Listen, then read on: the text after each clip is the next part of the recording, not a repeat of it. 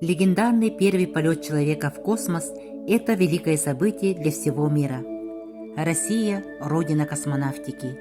В ней родились первые идеи освоения космоса.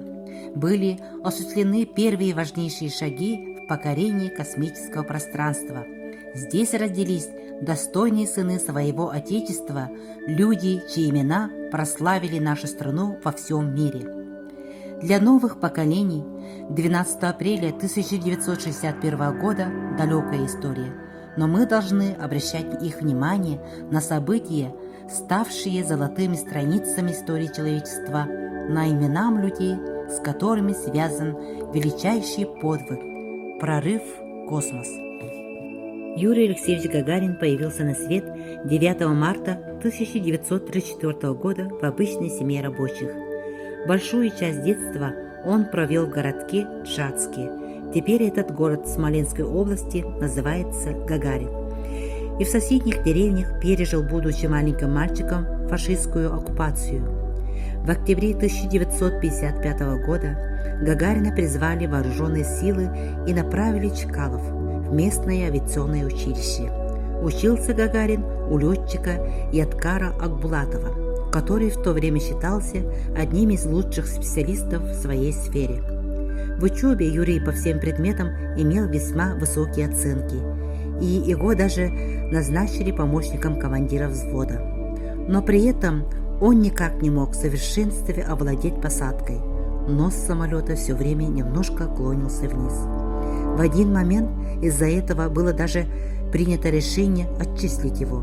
Но Гагарин умолял дать ему еще шанс, заявлял, что не представляет свою жизнь без неба. В итоге ему удалось осуществить идеальную посадку, и в октябре 1957 года документ об окончании училища все-таки был выдан Юрию Гагарину. Затем он 2 года служил в истребительном авиаполку под Мурманском, а в конце 1959 года его включили в список кандидатов в космонавты и попросили приехать в столицу на медкомиссию. К тому времени он имел звание старшего лейтенанта. Легендарный полет. Восток-1, пилотируемый Юрием Гагарином, стартовал с Байконура 12 апреля 1961 года. Руководителем старта являлся ракетный инженер Анатолий Кириллов. Он давал команды по стадиям пуска ракеты и осуществлял контроль за их выполнением, следуя за ситуацией из командной рубки. Как только ракета-носитель начала подъем, Гагарин сказал то самое знаменитое слово «Поехали!». Гагарин, будучи на орбите, рассказал о собственных наблюдениях. Он в окно иллюминатора смотрел на Землю с ее облаками, горами, океаном и реками. Видел облака и атмосферы из черноты космоса, солнце и далекие звезды. Ему понравился открывшийся ему вид нашей планеты. Он даже призвал людей хранить эту красоту, а не разрушать ее. Больше всего Гагарина впечатлила линия горизонта, она отделяла земной шар от очень черного неба. В целом полет прошел спокойно. Серьезных нештатных ситуаций не случилось. Длительность этого полета составила 108 минут. За это время корабль-спутник сделал один единственный оборот вокруг земного шара. Но при возвращении на Землю во время посадки тормозная система немного подвела, и произошло небольшое отклонение от курса.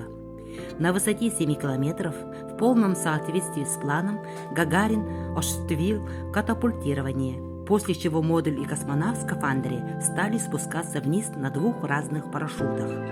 Регулируя парашютные стропы, космонавт смог избежать попадания в прохладные воды Волги и приземлился на берегу. Так закончился этот космический полет. Данный полет, безусловно, открыл новую эпоху освоения человечеством ранее неизведанных и поражающих своими масштабами космических просторов. 12 апреля 1961 года каждый год именно в этот весенний день отмечается такой праздник, как День космонавтики. Навсегда советский гражданин Юрий Гагарин будет в нашей памяти и памяти наших потомков первым человеком, оказавшимся в космосе.